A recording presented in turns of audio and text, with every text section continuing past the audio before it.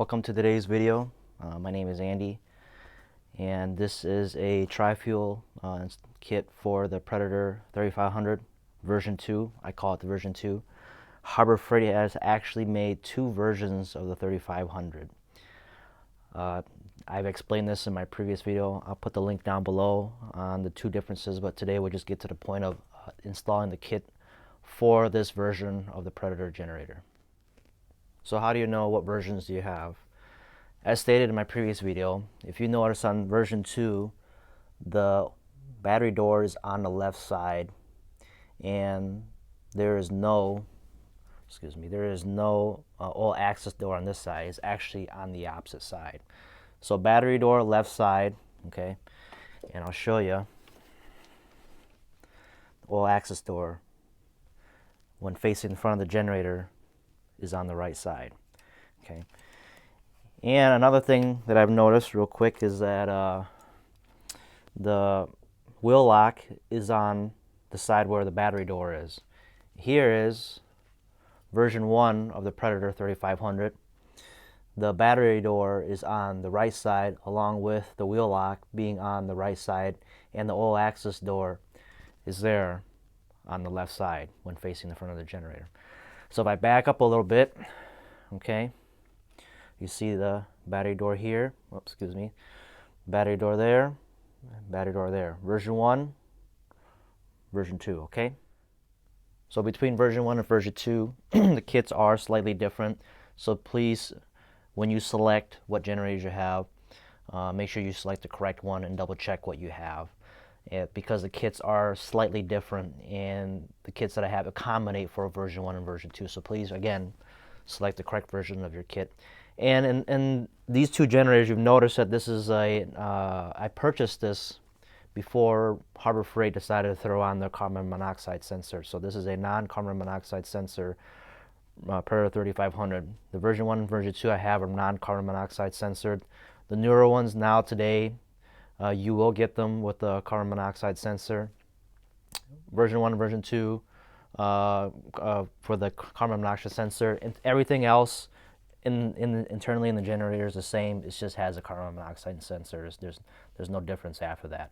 But the front panels are different. So if you want the light bar is slightly different from the non-carbon monoxide sensor generator compared to the one that do have it, because the panel arrangement is a little bit different between the two. So when you want the light bar, please specify if you do have the sensor or not, so that way I can give you the proper light bar, because the light bar will have clearances along the top side for the panel layout. So I'll get into a little bit more into it when we install the kit. So before we move forward in installing the tri-fuel kit here on the version 2 of the Predator 3500, I'm going to make a quick note. This is a common question that I do get when folks ask me about this kit. I'm going to make this statement real fast here. So this is a complete kit. It's 100% complete. All hardware, all gaskets, everything you need right out of the box, install. You don't have to run to the hardware store. You don't have to get anything else, okay? And secondly, besides it being a complete kit, there is no fuel adjustment needed, okay? So when you do receive this kit, you don't have to monkey around with the load block. I call it the high idle adjustment, but folks call it the load block. And then within the demand regulator, there is no adjustment needed on there either. So there are two adjustments on our kit. I'll show you that later. There is no fuel adjustments needed, okay? Again, I get this question all the time. You do not need to do any fuel adjustments except for when you switch over to natural gas. I'll mention that to you later. Okay. Thirdly, this is also a no drill kit, meaning there is no drilling, no cutting, no modifications, and no fuel adjustment. Okay.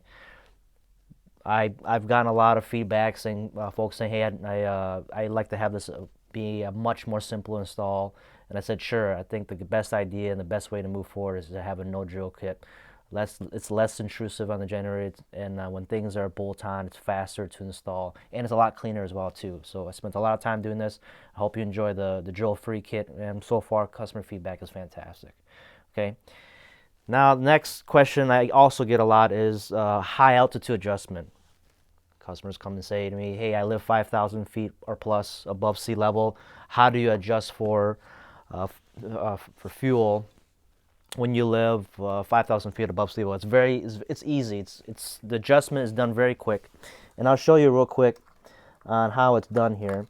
So looking at this is what I call the regulator assembly. Okay, so you do the high idle adjustment. Get this focus right here. So this is high idle adjustment. This is a low idle.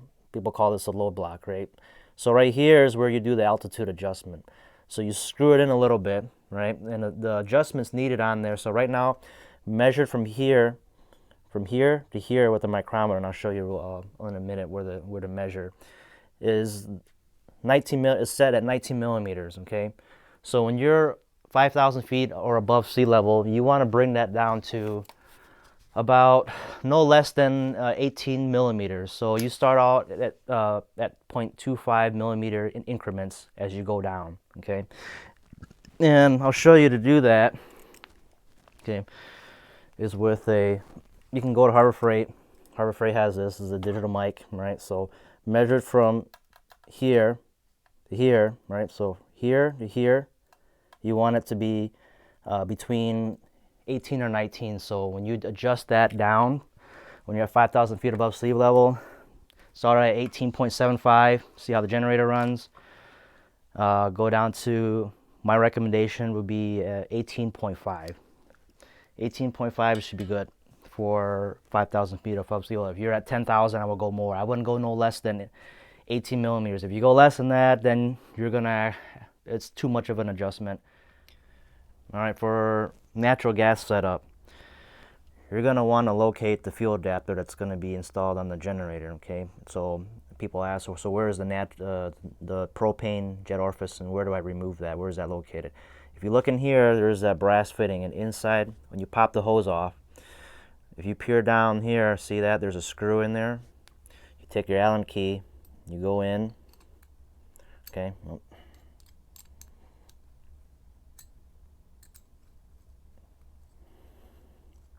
You remove the screw here, but to keep the screw in a safe spot, pop back your hose, and then go towards your regulator assembly and do another adjustment on there. So before I show you that, there is no jet orifice for natural gas. It runs open just like this. So you don't put anything in the inside. There's no jet orifice for it. You just run this as is. Put the hose in.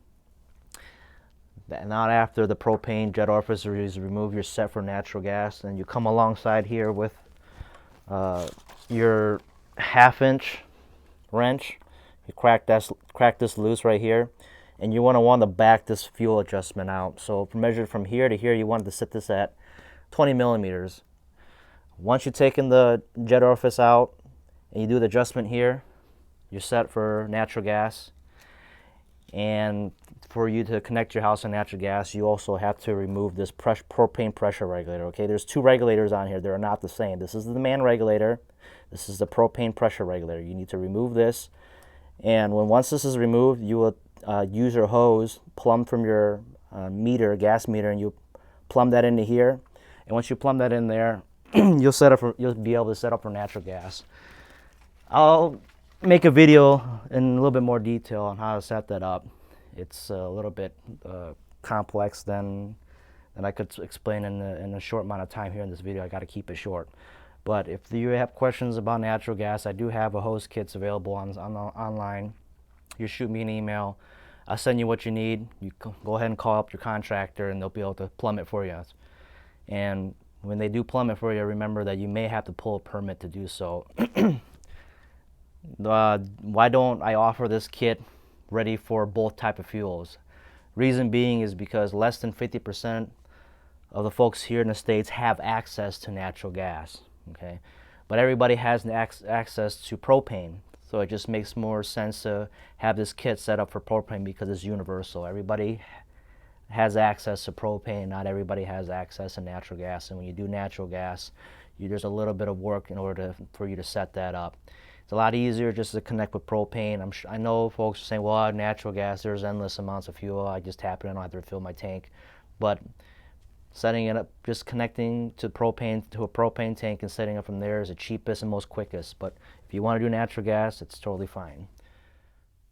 All right, we're going to go over the tools that's needed for this install. Here are all the hardware, gaskets, and so forth for the kit. And this is the optional light bar here. Okay, so here we have a flat nose screwdriver here, long. We have long and short Phillips head screwdriver. We have a ratchet here with 13/16 deep socket on a 3/8 ratchet. We have a 1/4 inch ratchet, 10 millimeter sockets. That right there is a 13 millimeter shallow socket with a universal joint. We have right here we got a pocket screwdriver, flathead, flashlight, 10 millimeter wrench, needle nose pliers. This one looks like a flathead or flat tipped pliers here. We got side cutters and a small Phillips head screwdriver. Oops, I forgot to mention the extension here. So this socket is going to be used to replace the factory spark plug that's on the generator. The factory spark plug is no good. So this NGK plug here is a 7 heat range, and it idles much better with this plug on here. The version 2 is a little bit particular with spark plugs, so I opted to include one in this kit for you, and your generator should be all set up for it. All right. Okay, we're going to start off on the left side of the generator here, and we're going to remove those 2 screws with the Phillips head screwdriver.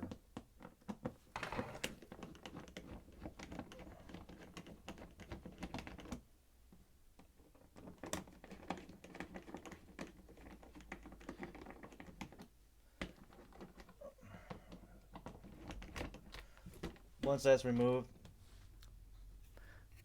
pop this flap up and pull towards you.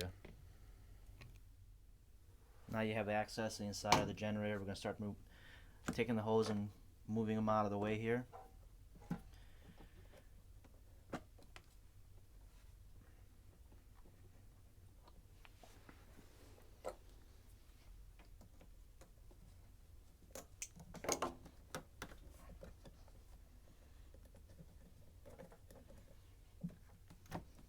You're going to want to pop this clip here. The back side is going to be a little bit hard to get to.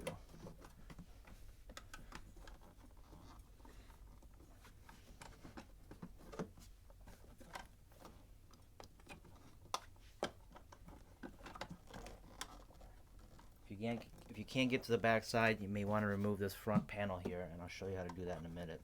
But let's just get everything loose.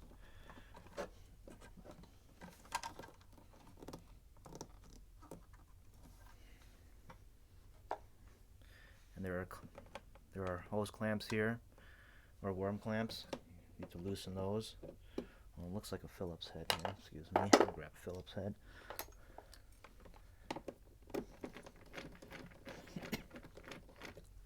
There should be one back behind here as well too. You'll see it. Let's get that loose.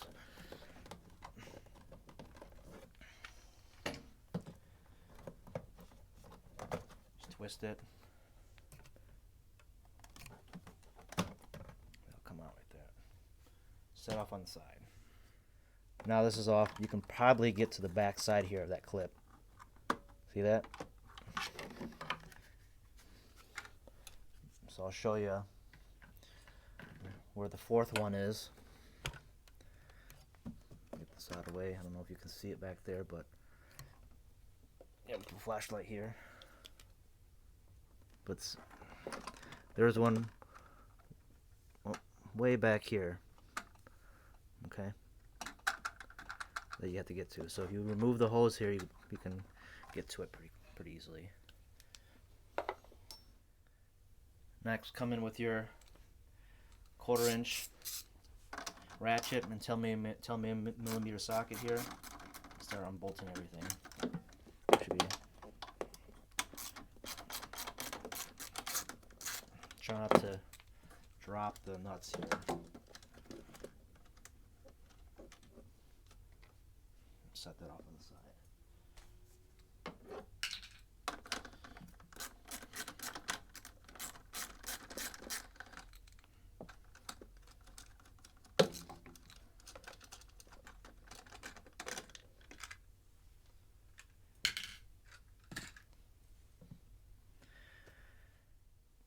Next is we're going to want to remove these two studs and replace them with our extended studs. Okay, and to do that, we would again take the nuts that you just removed here, okay, and you're going to want to jam them like this. So when you jam these nuts, what happens is that it allows you to unscrew these studs out. So I'm going to remove my deep 10, get my shallow socket here, and I'm going to tighten it. As I tighten it, I'm going to hold it there. I'm going to, with my 10mm wrench here, walk out the stud.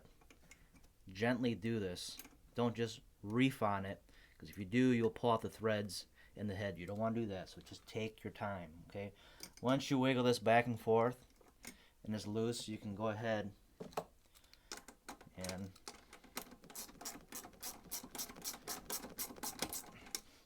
loosen it up.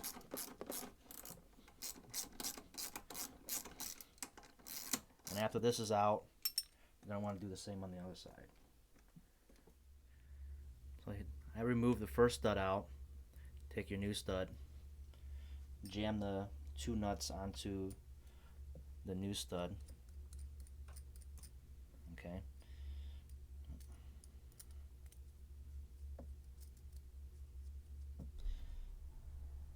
Put one end in here, and the wrench on the other end here, and tighten it. Once you have it tight, go ahead and go in there. Be careful not really moving this carburetor here, because there are gaskets back here. If you do that, the gaskets will fall out. Okay, so just take your time, and if you do move it out or anything like that, just double check to make sure that there is a gasket sitting here. So I'm gonna grab my flashlight here and I'll show you. Okay, so if it falls out or anything like that, just double check this and it doesn't fall out, because if it does fall out, see here, I can see better. Back here, I can feel my fingers, you can almost see it. But anyways, if that gasket falls and you overlook that, you'll actually cause a vacuum leak and the generator will run very rough. So make sure that the gaskets is still back there, okay? Screw it in my finger until it bottoms out, okay? Bottoms out like that. Come in with your wrench, do a quarter of a turn. That's it. You don't want to reef on this and start cranking on it, because if you do, you'll pull the threads right out. It doesn't need to be that tight. It just needs to be finger tight, okay? Come in it, then do do a quarter turn. That's it. Do the same thing on the other side. And to remove to unjam this nut, put a wrench here and crack it loose. Very easy.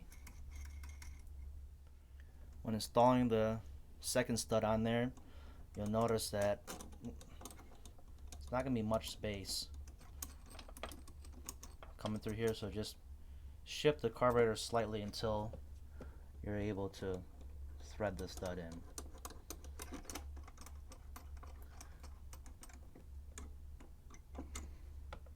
I'm going to pull the carburetor out a little bit. I'm going to look in between here, between the carb and the carb spacer back there. So I'm going to take my flashlight, alright, and I'm going to check to make sure the gasket's in there. Alright, everything's all lined up. Once that's good, put it back, start screwing on your second stud. Again, finger tight, okay, so it doesn't go anymore. Come in with your wrench, quarter of a turn. That's it. In the kit, I include two gaskets here. Most likely only need one. The reason why I include two is because if your factory gasket has been damaged, you at least have a spare one here, but try not to damage this gasket. It's a foam gasket. It's really good for this end. So I have it upside down here. But for this end of the air box, because the plastic on this air box, if you notice, if you look through here, it's not really flat. It's just all uneven. and the foam does a good job, and this foam gasket slash metal gasket does a good job of sealing that. So you will want to take the gasket that I provide for you, make sure the orientation is correct. So this side right here is on the upper left, upper right, okay, like so. You see that matches there, right? Then come in with your fuel adapter.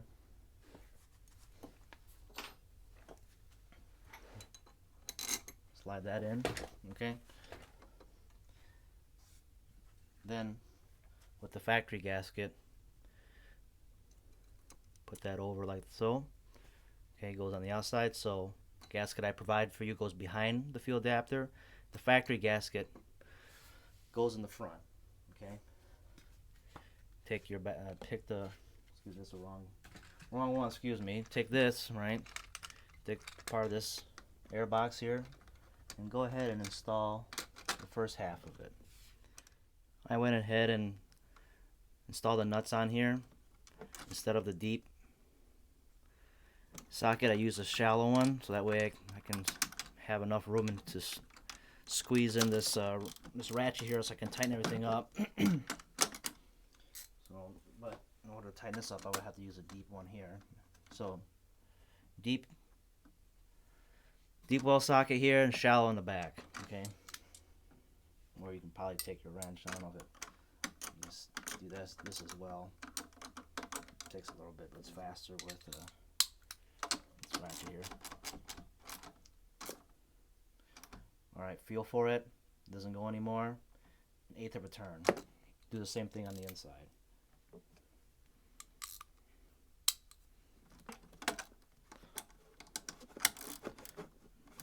Feel for it. Don't reef on it. If it stops, 1/8 of a turn. That's it. If you notice here, spacing is very limited. Okay, you can try putting the other cover on through here and try to snake things in, but it's a lot easier if we take the front panel out. I'll show you how to do that later on. We're going to go on the opposite side so we can install the fuel adapter hose assembly here. So we're going to do that next. Okay, we're going to come now on the other side of the generator here. So this is going to be the right side of the generator where the little access door is. And we're going to remove this panel here. Don't mind the tape that's around here. I incorrectly removed this panel and broke the tabs here. You don't want to do that. So I found out the correct way of doing it, and I'll show you how to do that. So we take this. We'll have to take remove these bolts down here. We have to remove the wheels, and there are bolts on the side of the generator here that needs to be removed. These here are 8mm bolts. I forgot to include that in the tool list here, so go ahead and grab an 8mm deep well socket and remove the 3 bolts down here. Next, I used these 2 rolls of tape to prop up the generator so I can have access to the wheels here. You can use wood, or you can use anything else, but I figured this is what I have here, and I'm going to use this to prop the generator up. And we're going to go ahead and remove these wheels here. So take your pocket screwdriver. There should be like an indentation here where you can slip in the head of the screwdriver and take these covers off here. There's one. There's the other one here. 2. Take your needle nose pliers here and remove this cotter pin.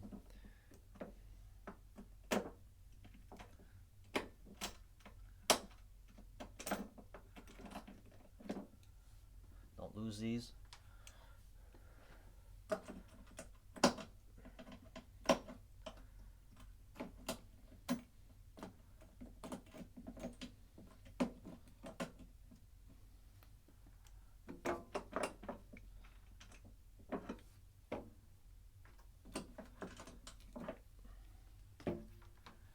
Next, we're going to take the bolts on the side here.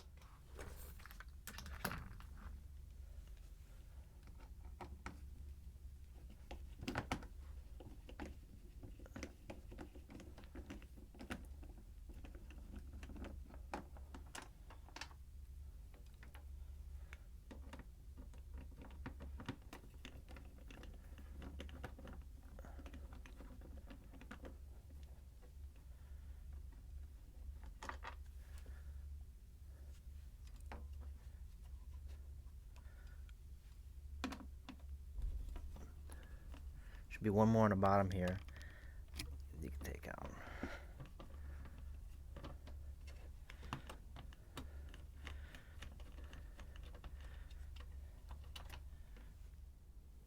On the top, there's also 2 bolts here that needs to be removed. There's a rubber cap. You take that off and go ahead and remove those as well. This panel should come out.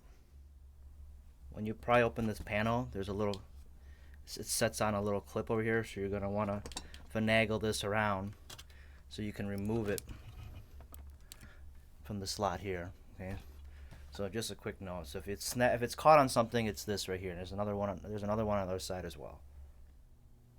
Once it's off, it'll look like this. I know this recoil is going to be in the way. Just pull back on it a little bit. All right, and then set it off on the side here, like that. You don't have to remove this. And then go ahead and take your fuel adapter hose assembly and start fishing it in here. So here's a hose. I took the clamp off so that way it doesn't get caught as I'm putting it through here. So if you peer down here, you'll see the other side. So the hose goes underneath this plastic part, this plastic piece right here, and this is the enclosure for the exhaust system. So it needs to go out right underneath there. Okay, so we'll go ahead and fish through. You can clearly see the other side. And just kind of go ahead and fish it to the other side. Once it's go to the other side, just set it as is like that. Okay, and start loosening up these bolts. Take a 13mm wrench here. I should have mentioned this in the tool list, but go ahead and crack these loose. You don't need to take them all the way. Just have them loose. Okay. So do that on both sides. Let's get these things nice and loose. You don't have to come all the way out with it. And then take this out, because this is going to be in the way as the bracket's being placed in. There's going to be no room for you to wrench this nut back in. So get it's an 8mm. It's an 8mm. It's going to require an 8mm socket in there to remove. Okay, move these bolts up a little bit more, and I was propping the engine up and down next to the mount, and I was able to get the bolts loose enough so I can push that in. There you go. See that? Like this. Okay.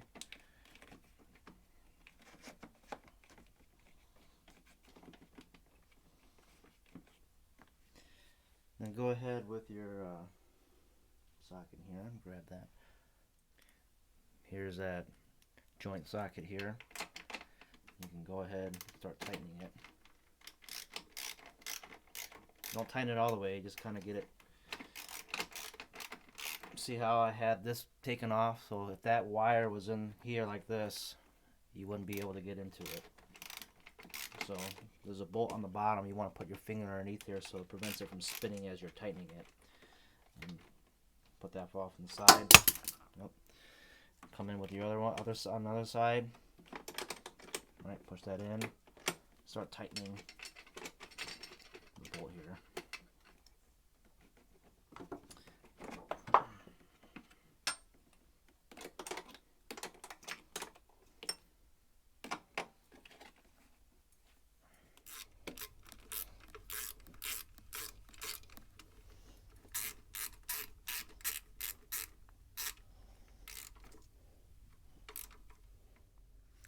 If you're tightening this bolt here on the left side and it's spinning, it's because this nut right here is not really welded to anything. So you can go ahead and take your 10mm wrench here, alright, hold it like this on the bottom there, and you can tighten the motor mount from on top, so that way it doesn't spin. This side also is, you can feel the nut with your finger. You can't quite see it because everything's blocking the way, but there are 2 nuts down there. You can you can't get it tight and the bolt's spinning. You just put a wrench down there and it should hold still for you to tighten.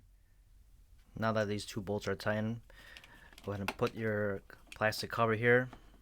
Make sure it's right here. So there's a reason why this is here, so that way it doesn't rub up against the hose, doesn't rub up against this edge right here and cause it to rub through the hose. So have it like that, and you should be all set.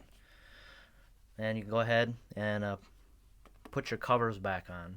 and we're just going to fast forward through the video. It's just a reverse process of how we took it off. Almost forgot to mention, we got to do something here on this cover side. So we're going to take off this cover here, this oil access door, okay? We're going to go ahead and take our kit here. Okay, this is the alcohol pad, and we're going to use that to clean this side here. So that way our double side tape can stick to the surface here. So I'm not going to do that, but you get the idea. The surface is pretty clean. Okay. And I go ahead and peel this back here. Install this like so, straight as can. Okay.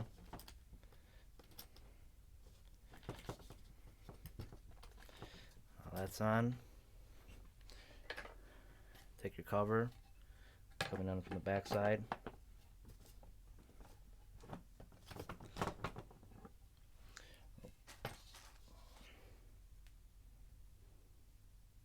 Don't want to forget this here. Put this through here. Actually, up in the kit you'll see these. So you have a lock washer, a spacer, and the bolt here. So put the lock washer in here. It goes on this side. Coming from the other end. Slip the door in. Put the spacer here.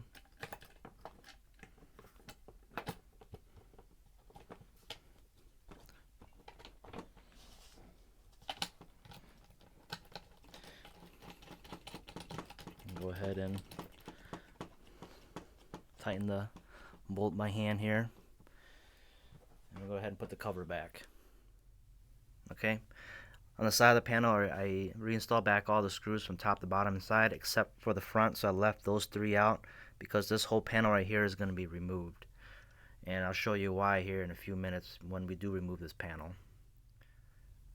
First, we're going to take off the battery door and that switch over here. So take your long Phillips head screwdriver, go in here like so, and start unscrewing the knob from the front panel. You'll see this screw right in there. It's gonna be hard to focus there. Oops, not focusing. That's okay. Just go ahead and continue on with the uninstall here.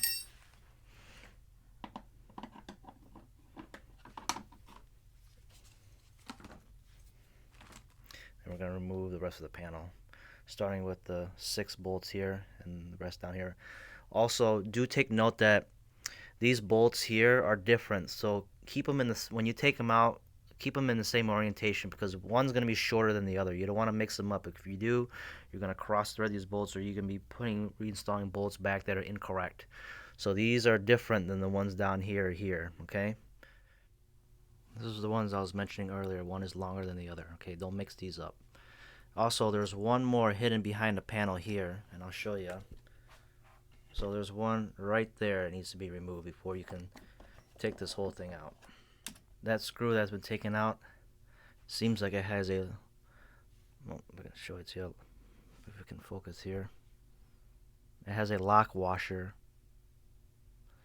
whereas the other one doesn't. Okay, so remember that these are different and put them back in the same way you've taken them off. Don't mix these bolts around. Now you can remove the panel.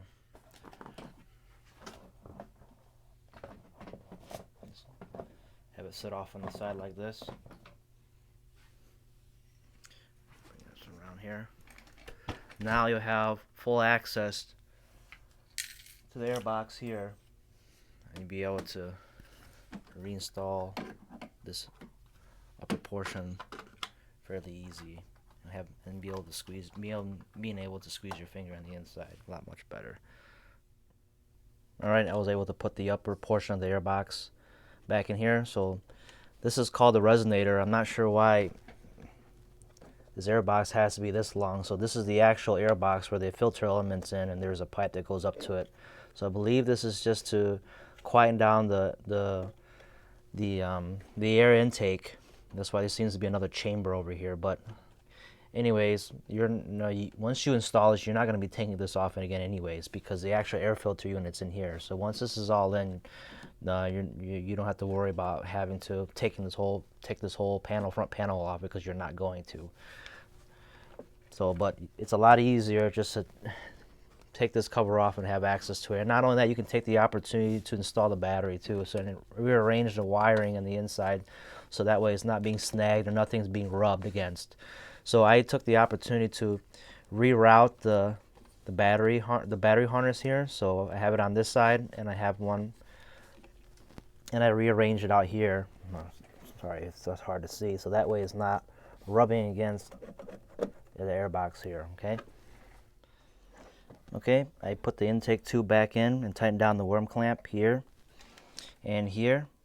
So I looked on the inside here, and there's just barely enough clearance, so that way it's not rubbing against the battery. So it fits just snug. All right. Now, if you haven't purchased the light bar and / kill switch, you can go ahead and put the cover back on here. All right, and go ahead and proceed to. We'll put the clamp back on this hose here, like so, and button up the generator.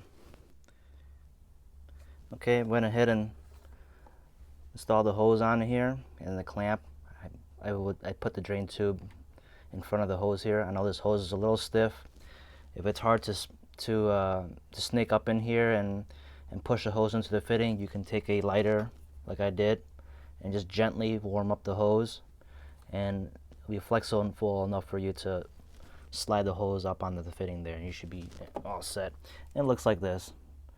So hose comes out from the other side, gets tucked up underneath here, and into the fuel adapter. And then after that, you can go ahead and put your this tube back here and this here. All right.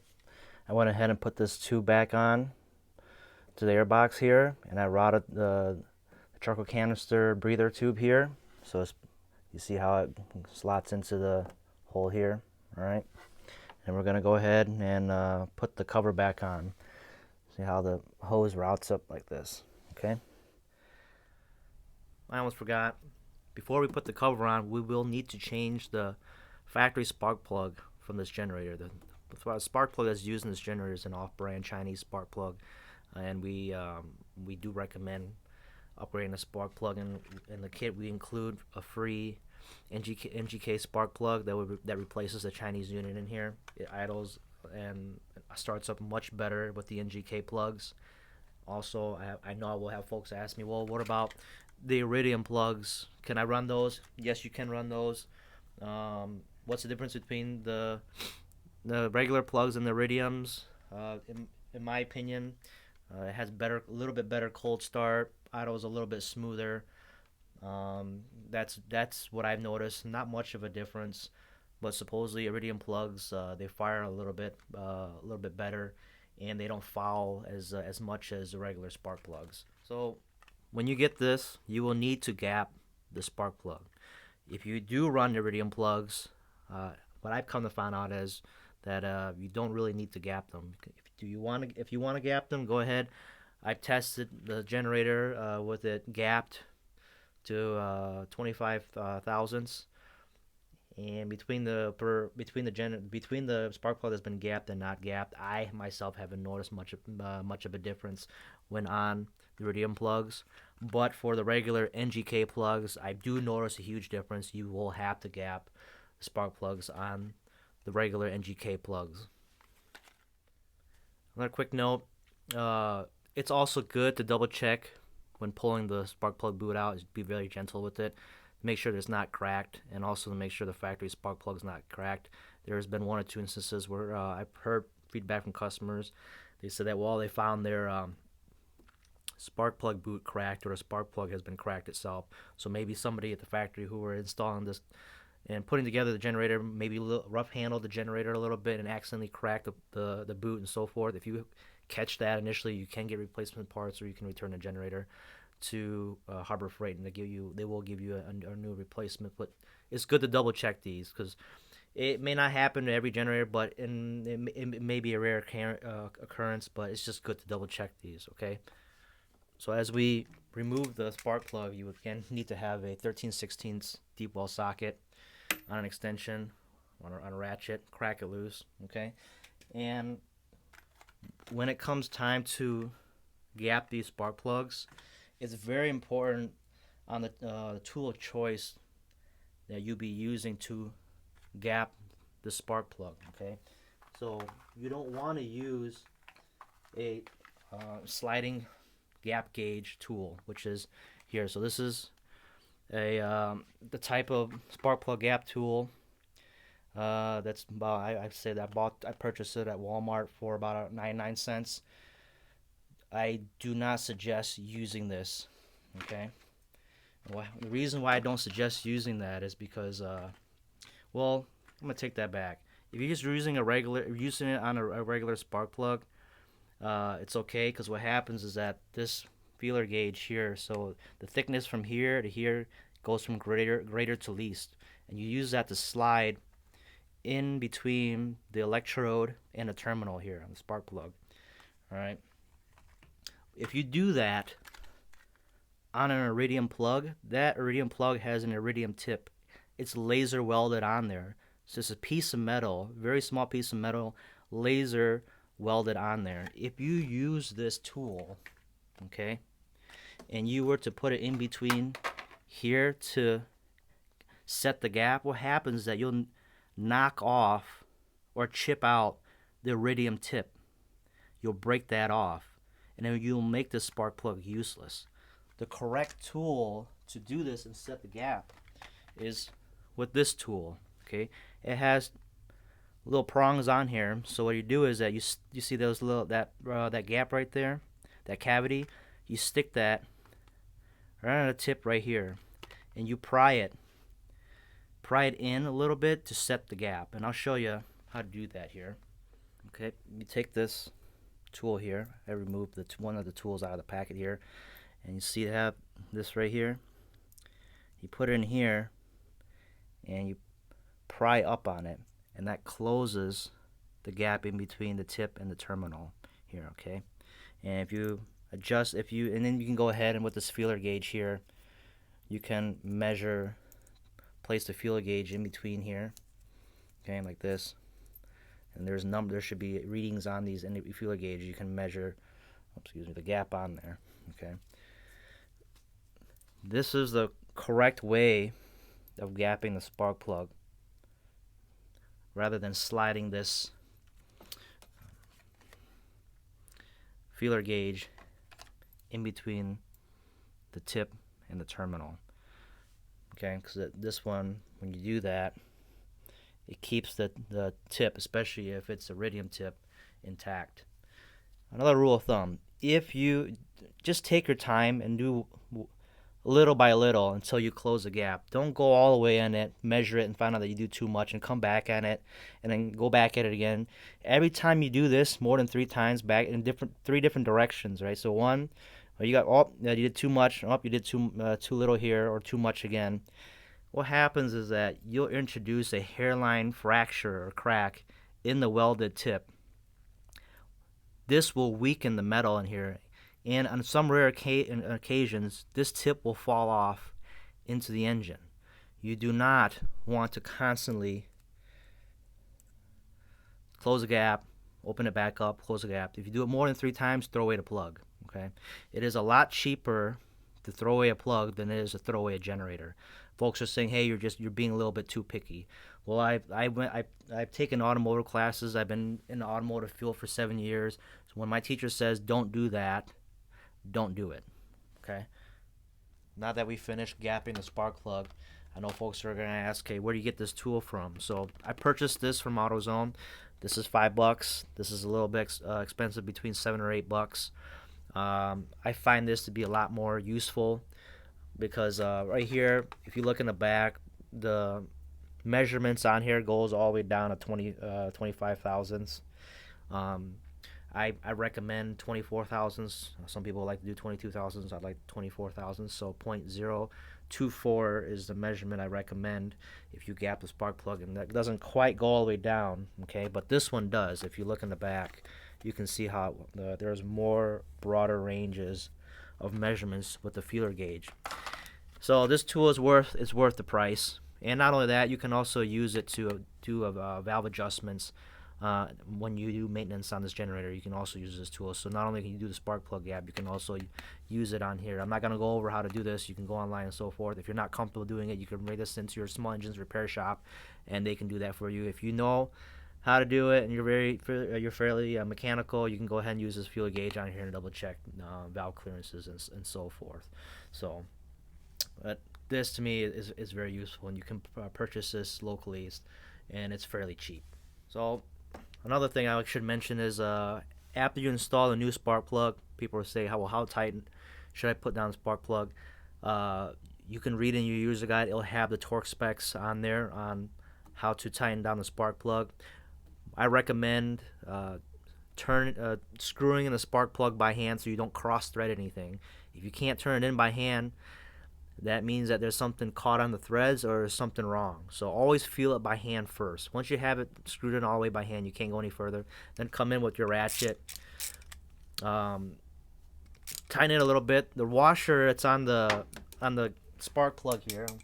So right here, the spark plug, there's a crush washer. Okay, so you tighten that down with your wrench until it stops, right? And after it stops, do a quarter of a turn, and that's tight enough. Okay, if you like to know exactly how to tighten it, you can read up torque specs and so forth, but that's how I tighten it, and I wouldn't go any tighter than that. All right, and also only remove the spark plug when the engine is cold, never hot, because the head the threads on the head expands and compresses depending on the temperature. So if you remove a spark plug when the engine is hot, you'll actually start stripping the threads. Okay, so only remove the spark plug when the engine is cold. Well, of course, when you're installing this kit, the engine is cold anyways, but if there's any instances where you have to service a spark plug, don't do it when it's hot. Okay, do it when the engine's cold. All right, so now we can put the covers back on and move on to the next step. Okay, if you have not purchased the optional light bar here, you can go ahead and skip this part of the video and go ahead and put back all the bolts on here, and you should be all set. But if you have purchased the light bar, we're going to continue installing, and I'll show you how to install the light bar kit and kill switch here.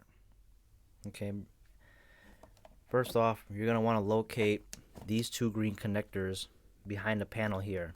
Okay, so go ahead and clip off this factory zip tie while being careful not to nick any other wires as well alongside the harness here. Okay, now you'll have access to that, and go ahead and unplug this. So this goes to the switch here where the control knob for the on-off generator on this panel here. Slide that back, unplug that. If it's a little bit hard to remove, you can take your pocket screwdriver here and gently pry right here. Just widen this connector here so that way you can unplug it from the harness. Be careful not to damage this, okay? There we go.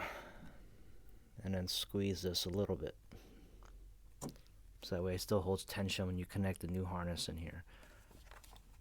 And we're just going to leave this off on the side. You're going to come around, take your harness,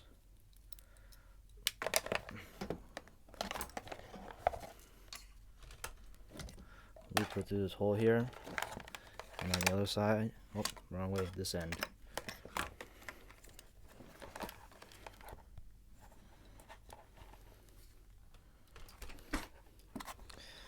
connect it to the harness side, not the switch side, okay? The harness side. So there's that. Slip the green cover over that. Same goes on the other side.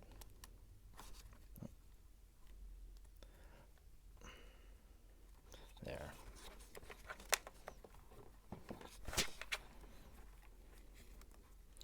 Take your zip tie included in the kit and tie everything together. I wouldn't leave this flopping around on the inside because you'll get caught. If you look back there, there's a recoil. Alright? You don't want this getting sucked in there and damaging the recoil. So you really need to zip tie everything together. You don't want any loose wires. Okay? This is how I zip tied everything. So here's a zip tie here. Okay? Tighten it. Here's a new harness I have in line, and here's the old one, all zip tied together. I already went ahead and installed the outer bolts in, so I got that one there, here, and there. And leave the ones off on here. Don't need to reinstall them back here because you'll be replacing these with bolts for the LED light bar. Okay. Remember, I don't know if you can see this, if we can get this to focus, but the longer bolts go on the outside. Don't mix them up. Okay. Okay, and in your packet, you see right here, there's two T-tap connectors on here. What's nice about these is these are not intrusive, so if you want to remove this kit, there's no splicing, soldering, or cutting. It just taps right into the power source, and it does so with this this tip here. Okay, so you take this here, so you locate the 12 volt power source here, and it's right at this plug here. Okay, so and it should be on this side. Take one, put it underneath here.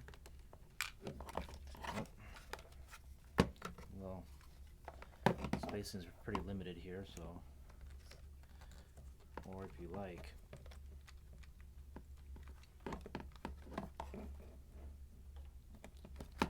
take one out here.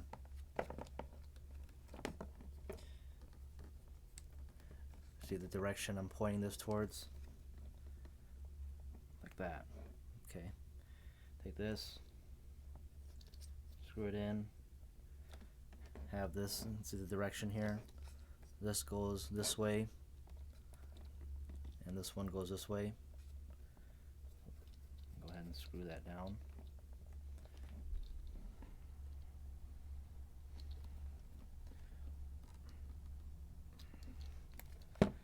Take this cap off.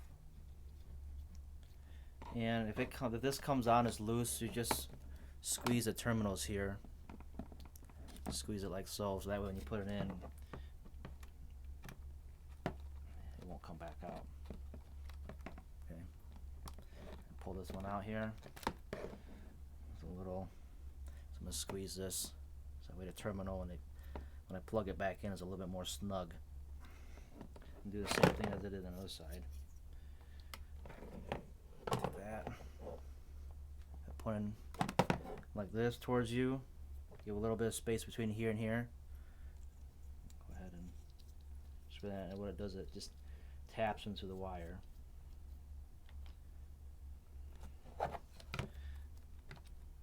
And the way it looks like this. See?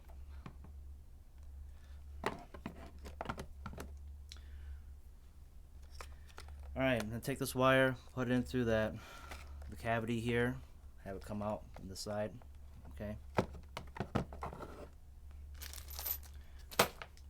Take your LED light bar,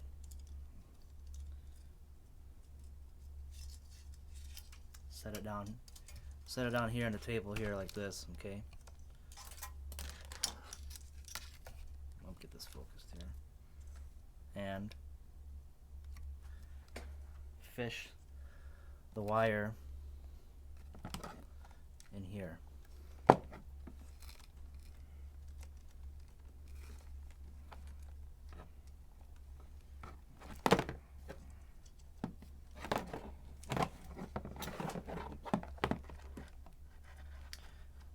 these already pre-cut for you. Just take these two off, insulators off. Slip one of the caps in here. You're going to want to have them touch that terminal on the inside. Okay, that's how it makes its contact.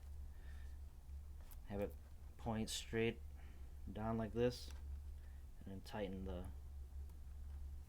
cap here. Once it's tightened, do a pull test. If it doesn't come out, then it's secure. Do the same on the other side.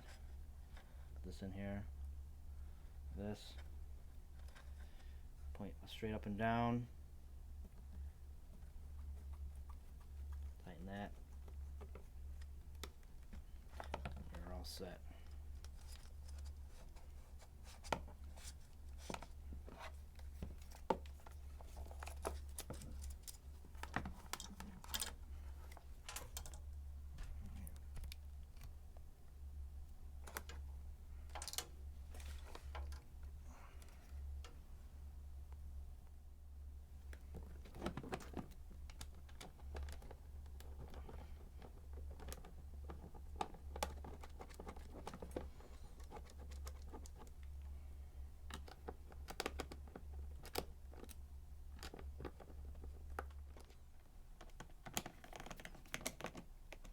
Only install 4 of the bolts here, so 1, 2, 3, 4. Leaves these 2 alone for now. So take your extra bolts and put them for safekeeping off on the side.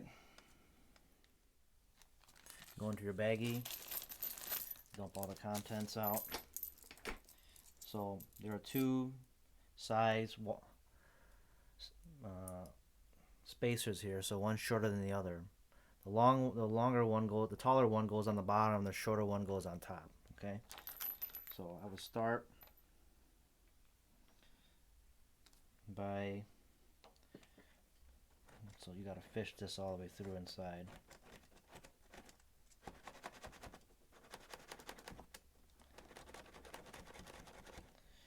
Okay, we should actually install these wires onto here first, shouldn't we? All right, let's do that right now. When you handle this wire here for the light, be careful not to put a lot of stress on this, because this is just soldered on. If you're constantly twisting this, it'll break off. Okay, so just be gentle with this. Go ahead and loosen the 2 screws here.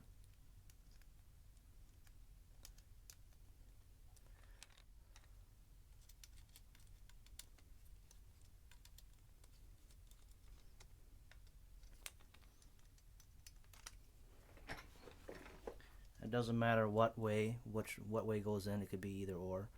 So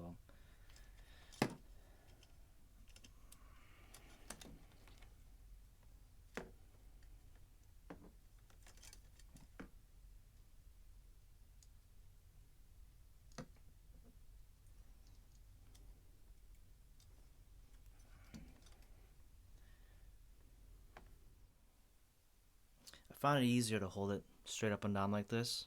All right, so that way there's less stress in the wire and it's a lot easier to hold, and that way you can see the wires going into the screw terminals here. When you back this out, don't back it all the way. If you do, the screws will fall out and you'll never find it. So these are very tiny screws.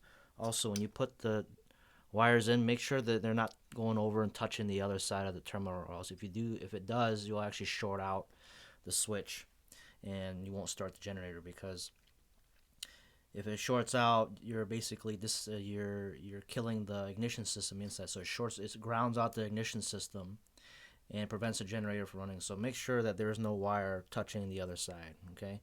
I'll go in further detail on why this switch is needed, and after we finish up the install here. So I would put the wire here and tuck it behind the light switch here. So that way, when you have it installed, the wire doesn't look like it's dangling out from underneath. So having it here in this cavity is just perfect.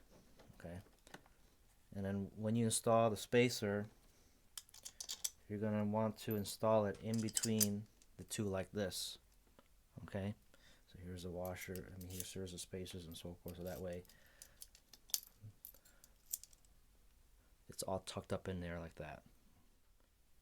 I went ahead and installed one side, so the spacer's behind here, and I tighten it down a little bit. Don't screw it down all the way. Come on the other side. Okay. Again.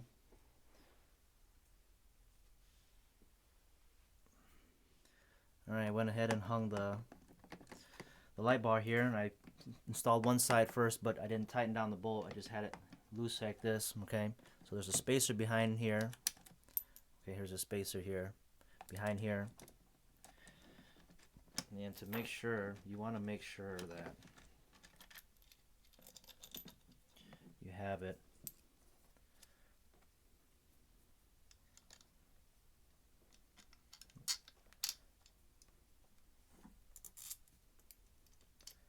tucked in between the two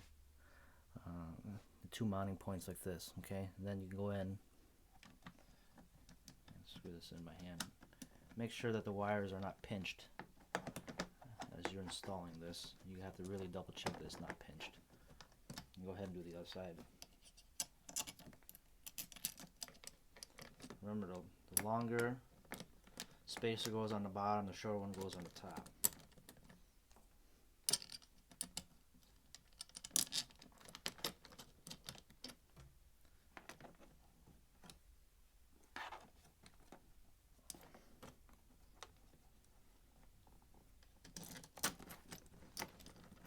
Really pay attention to this side. That as you're tightening it down,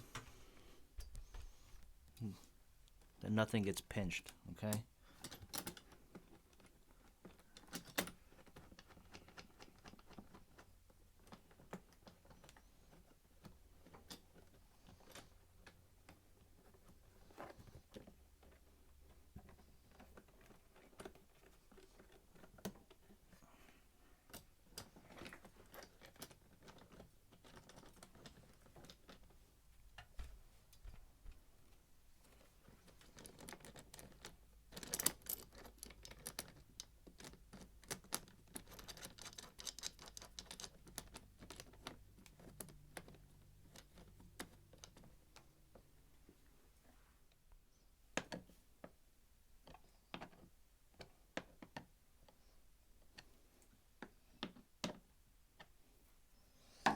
And now you're going to want to separate the wires a little bit and have it lay flat like this. Okay, and then go back behind here, because the knob is going to have to go back in here. So put your finger in here and make sure the wire is out of the way. Any wires out of the way. And go in with your flashlight and make sure you can see all the way through it. Okay.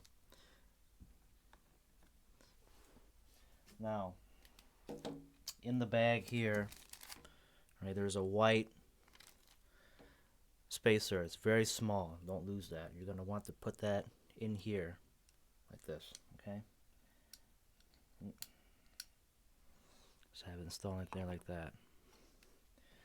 Come in with your long nose Phillips head.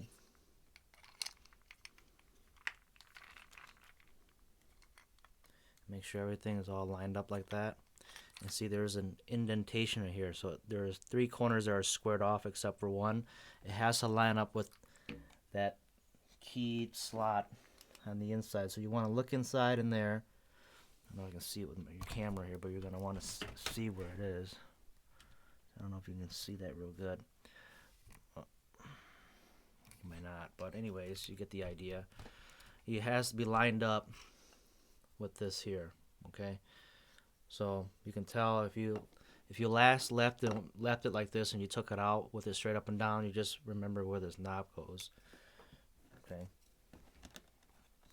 Move that out of the way here. Really move it out of the way.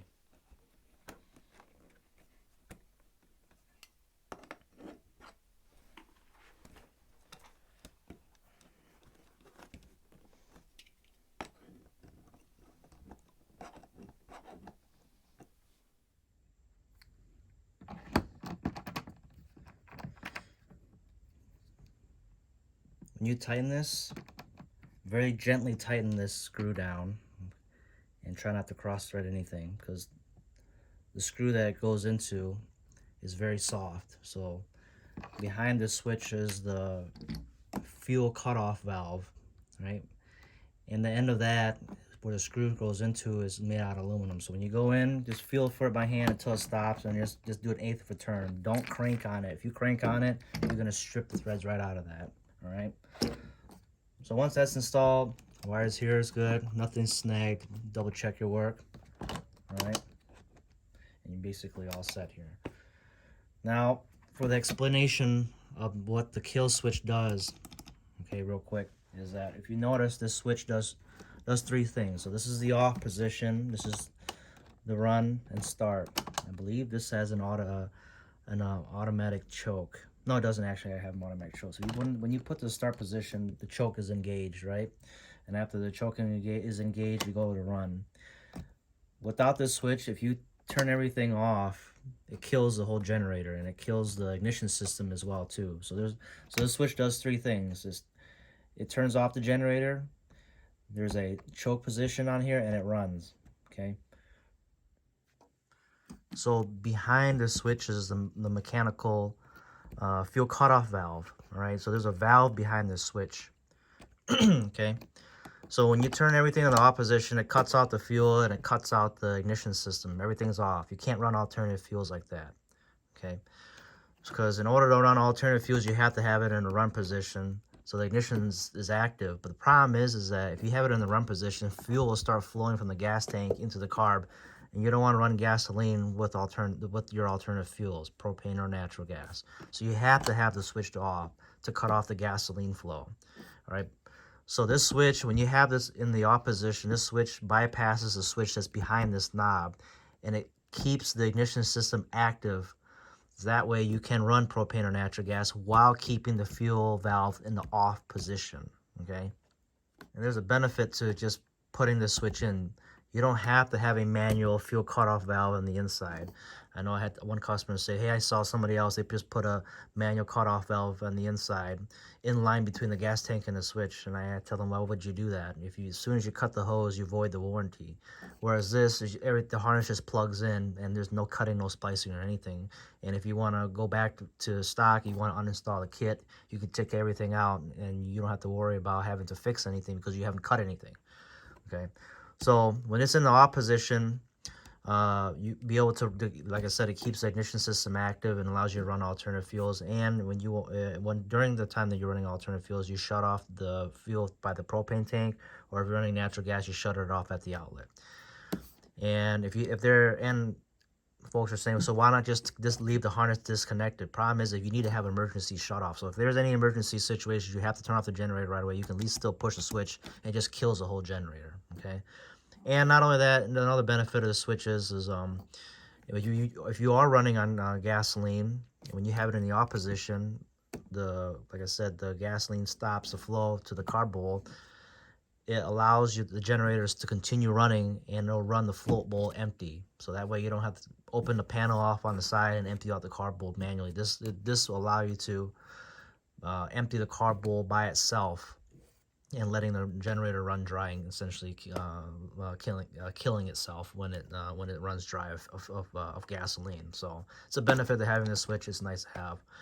If you don't have this light bar with kill switch, you can just you can still use a generator on propane or natural gas. Just leave it in the run position, but make sure the gas tank is empty. Okay. As long as there's no fuel flowing from the gas tank into the carb, and you should be fine, because you're allowing the ignition systems to stay active. Now that we've finished installing the tri-fuel kit onto this generator, we're going to go over the 10 procedures of operation with the generator on propane and natural gas. All right.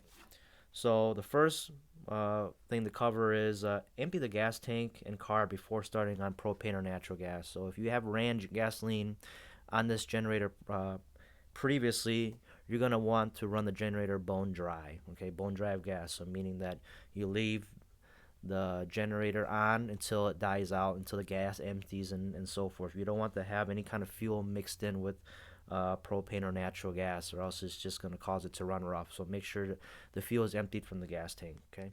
Second on the list is prime the demand regulator 3 times before starting.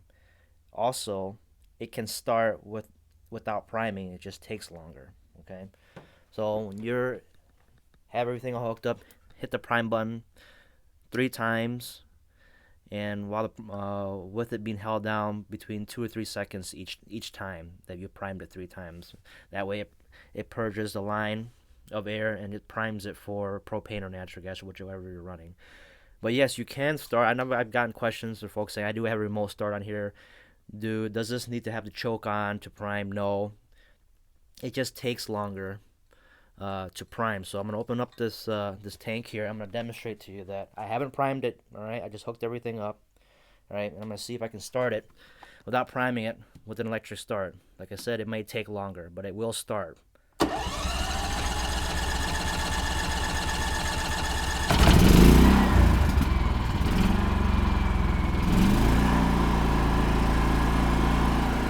I'm gonna shut this down. I'm not supposed to be running it in here.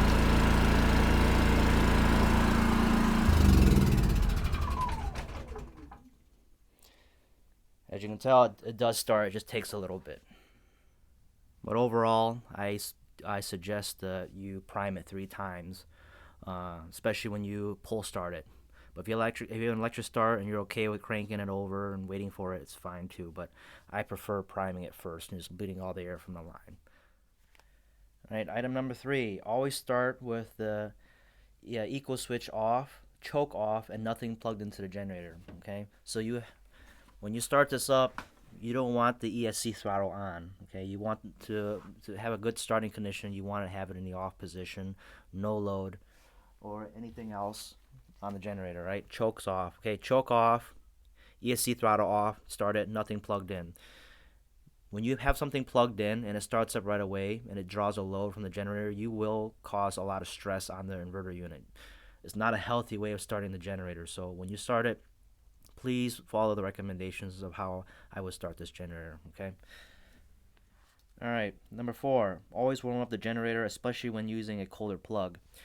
When you start the generator, especially when it's cold out, you'll notice that it runs a little bit rough. It's because as you're using a colder plug, it takes time for it to warm up a bit. And as it warms up, as the generator warms up, it does a lot much better. It does a lot better when it idles when it's a little bit warmed up. So if you do get this kit and you install it and you notice, hey, right away it idles a little bit rough, especially with ESC throttle on, you have to warm up the generator. So have it start with ESC throttle off, all right? And warm up the generator between, I would say 10 to 15 minutes. If you're in a colder climate, especially when it hits 32 degrees or below, I would warm it up for a half hour. And it's just good practice too, because the inverter unit is cold. You don't want to put load on the generator right away when you're using it. It just stresses everything else. It's just same as warming up your car in the dead of winter. You want to warm it up for a few minutes. You don't have to warm it up forever, but it just takes a few minutes for everything to warm up. So that's my suggestion, and it does run better as it's warmed up. Okay. All right. Listen on the list, number 5. Place the blue cap under the demand regulator. You see how the demand regulator sits vertical up and down, and see that blue cap? Okay. Have it sit underneath there like that. All right. So not like this. Okay. Like that. Because the demand regulator operates at its optimal when it sits in a straightest manner, in a vertical manner like this. Okay. And as you can tell, it says there's an arrow. It says up. Oh, excuse me. Get that right there. So have it sit like this. Okay. All right. Number 6. Oh, let me get this focused here. Never place the propane tank directly at the exhaust. You want to either set it off on the side like I have it right here at the moment, or in the front. Never ever have it near the exhaust. You don't want to create a hot spot on the propane tank. Will something happen? I can't say maybe yes or no, but it's just common sense not to put a propane tank in direct heat. All right, you don't want any instances to happen, and I'm saying that out of safety's sake. All right, never put anything in the direction of heat. Okay. All right, number 7. Never park the generator in dirt or grass. Why is that? There's a intake air vent on the bottom here, on this bottom side. Okay. Get that focused for you. Sorry if it's a little. If you park it in dirt or grass, that gets covered up along with the along underneath this generator, there's also vents on the bottom. This is how the generator breathes. Okay, if you park it in grass or dirt, there's no fresh air getting into the generator. Okay, you're gonna essentially suffocate it. Right, so park it in on a piece of wood or on solid ground. Never park it in dirt in grass or dirt. And not only that, when you park it in grass or dirt, you're sucking a lot of contaminants in the generator. It just makes the inside of the generator dirty. Okay, so you want to keep everything clean. It just makes sense if you set this generator on clean ground. You yourself, do you want to sit in dirt? You can probably sit in grass, but even then, grass is not always clean. But it's a guarantee that if you put it on a nice clean ground or an even ground, it's preferred this way. All right. All right. Number 8. Never run the generator in the rain. It is not waterproof. Don't leave the generator parked out in the hot sun. You park this thing out in the sun, it's going to have heat soak. Components and electrical components inside the generator do not like intensive heat. Okay. And along with heat, it does not like water, anything wet going on in the generator. There's no waterproof connections inside the generator. There's no water seals along here. So I don't know why people think it's okay to leave the generator outside uncovered or operate the generator when it's raining or sprinkling lightly on the outside. These are not waterproof. Okay, as soon as water hits the front panel and it shorts out anything on there, it's done. The inverter unit is going to get shorted out. It's very costly to replace a generator inverter unit if it gets shorted out. So guys, I get this all the time. Can I operate this generator outside? Well, of course you can operate outside, under a shed, under some cover, but don't leave it out in the rain. It's just common sense, okay? All right. Let's see. Number 9. Change oil with oil extractor and use magnetic oil dipstick. Right, so here's an oil extractor from Briggs and Stratton. I found this to be one of the cheapest. I paid $30 for this. Okay, I think price has gone up now on it, but as you can see, you can extract oil or gasoline on it. I just use it to extract oil. So this way, it's a lot easier to use a hand pump here. So it creates a vacuum and sucks oil into the tank here. You stick it in the oil filler neck in there, and you extract oil that way. You don't have to tilt the generator. It makes it a lot easier. It's quick, clean, and fast. And folks will say, well, if you're not opening the drain plug on the bottom, all the sediment is going to be stuck in the generator. You're not going to suck all that sediment out into this tank. Why would you need to? This is what a magnetic oil dipstick is for. It collects all that metal debris from the generator onto here. So there's no need for you to crack open the oil drain plug when you have magnetic dipstick collecting all the metal sediments and from there anyways. So just use this. It's a lot cleaner, and you don't want any oil on the bottom. You don't want to have any oil spills on the bottom side of the generator anyway, because if there's oil on there, it's a fire hazard. Oil also gets sloshed around inside there, and it coats everything with oil all over the electronics, the wiring, and everything. It just makes a mess. So if you do make a mess, clean it up the best you can. Don't leave any oil residue on the inside. Okay, and the best way to do that is with an oil extractor, and use a magnetic dipstick, so you can collect all the metal shavings on the inside. You don't have to crack open that drain tube. Okay, last on the list, number 10.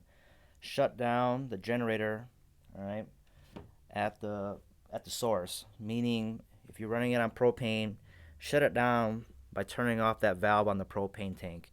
If you're running on natural gas, shut it down at the natural gas outlet near your gas meter or whatever outlet you're plugged into. The reason why you want to do that is because as you shut that down from here, as the generator runs, it'll actually purge itself. It'll actually use up all the fuel in your lines and turn itself off. All right. If you just turn it off at the generator, there's fuel still lingering in the line, right? And you don't want that. So the proper way of doing it is just shutting it off at the valve, and only use a kill switch during an emergency if you have installed the kill switch with the light bar. And if not, you just don't shut it down from here to here. All right, when you're on propane or natural gas. Gasoline, you're fine, but it's preferred. I recommend that you shut it down at the propane tank. All right. All right, that just about wraps up this video. The install is done. If there's any comments, questions, or feedback, please let me know. Subscribe to my channel, give me a thumbs up. Love to hear from you guys. And again, this is an tri-fuel install kit for the Predator 3500 version 2. All right.